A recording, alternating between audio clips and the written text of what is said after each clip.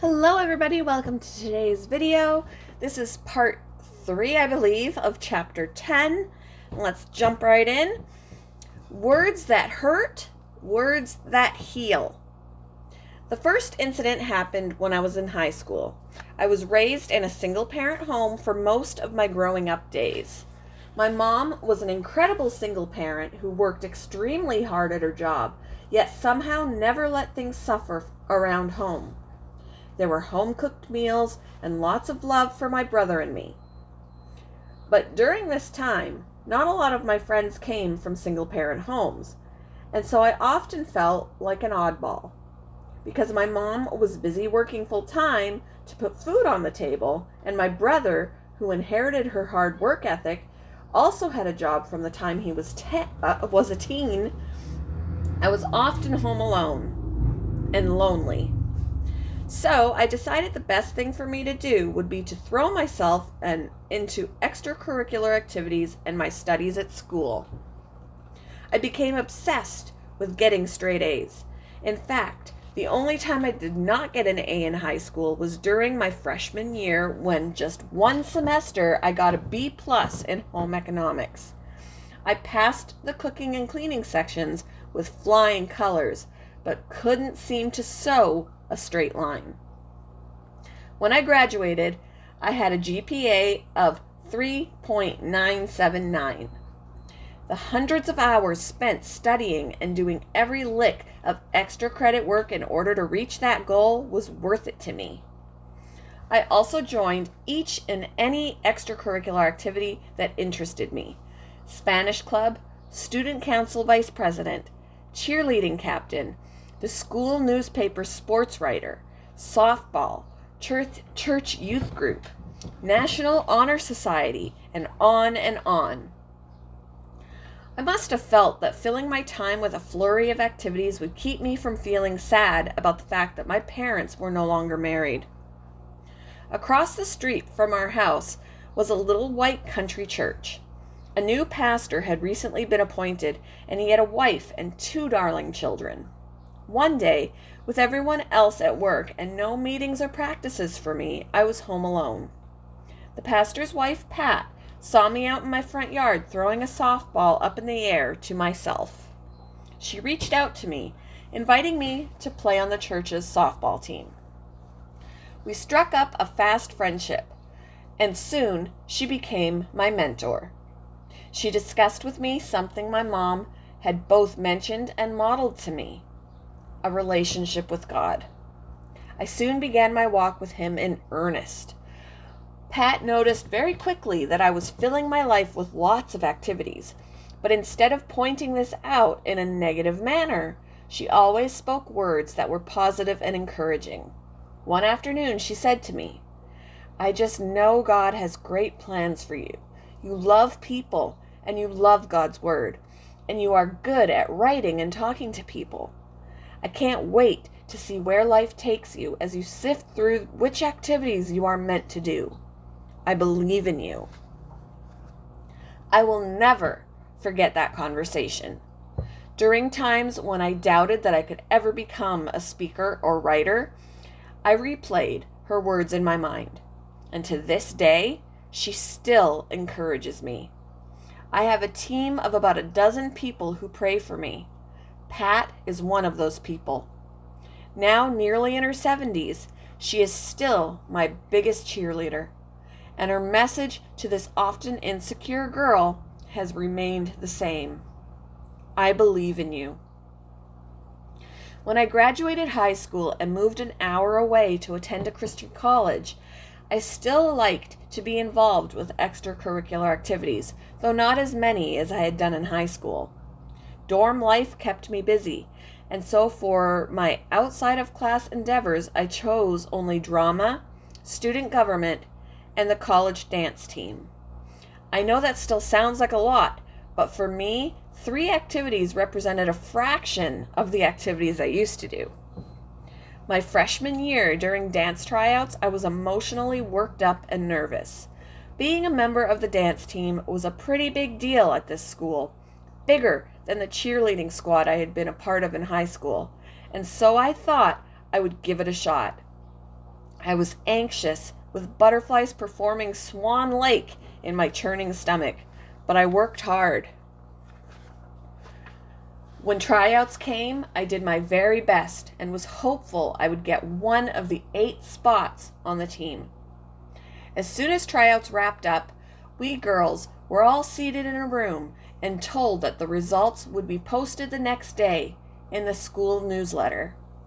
I knew it was going to be one of the longest nights of my life. As we gathered our things to wander back to our dorm rooms, however, the 2 advisors in charge of the dance team told me they wanted to speak with me for a moment. I wasn't sure if this was a good sign or an awful one. They sat me down and gave me a very high compliment. They told me they were impressed with my dancing ability and with my creativity in making up dance routines. For being just a freshman, they were pleased with my skill level. Then they told me that I had made the team. My face beamed with joy, but hard on the heels of the compliments came the stinging, awful words. However, we would like you to lose a little weight. It was as if they had knocked the breath right out of my lungs. I couldn't speak. My face grew hot and red, and my palms began to sweat. They continued, "Even though you are probably one of the most skilled girls we've seen, we have to keep up a certain image. Therefore, we would like you to lose a little weight. We would like you to lose a little weight. We would like you to lose a little weight." Although that phrase was the one going through my head, it was not what my heart thought it heard. My heart thought it heard this: "We would like you if you would lose a little weight. If I don't, then I guess we don't like you." This led to all kinds of other thoughts that I imagined I heard and thought were true. You aren't good enough. You've never been good enough. You are ugly, undesirable. We are only going to tolerate you because you make up creative routines. If it weren't for that, we wouldn't choose you for the squad. You are unloved. To say I was crushed would be an enormous understatement. Those words ringing in my ears sent me into a downward spiral of depression. I didn't eat anything for almost 3 days until my growling stomach forced me to. I probably dropped about 10 pounds in those first couple of weeks. Looking back at pictures now, I see one girl on the squad who was a bit heavier than I. I wonder if she got the same talk as I did. And there were 2 or 3 other girls who were about my same size. In fact, we used to trade clothing. I stared at the picture of that dance team, and the only thing I could determine was that my legs were a little flabbier than the others. But I really wasn't any bigger. Excuse me. Did flabby legs warrant crushing a college girl's self-image? Had I just been cut from the squad, it would have stung for a while, but I would have gotten over it. I didn't continue in dance much past college. I wouldn't have cared that I wasn't considered a good dancer, but something as permanent as my appearance, when words were directed toward that, I felt I was labeled for all time. Both of these phrases have echoed in the chambers of my soul over the years. I believe in you. We would like you to lose a little weight. Each of these phrases would repeatedly return to the forefront of my mind throughout my adult life.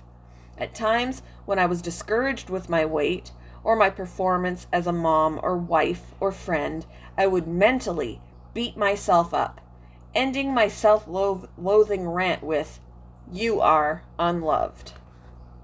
However, at other crucial junctures of my life, when facing an obstacle or a challenge I wasn't sure I was up for, my mentor, Pat's words spoke loudly to my heart. I believe in you. I think the two phrases my young ears and heart drank in that day reflect this biblical truth. Death and life are in the power of the tongue. We can utter words that impart life, wholeness, and hope to others, or our statements can kill, dashing dreams, crushing confidence, and dragging someone's spirit down. Do you have any phrases from the past ricocheting in your mind or embedded in your heart? Were they uplifting or demoralizing? Words of life or remarks of death?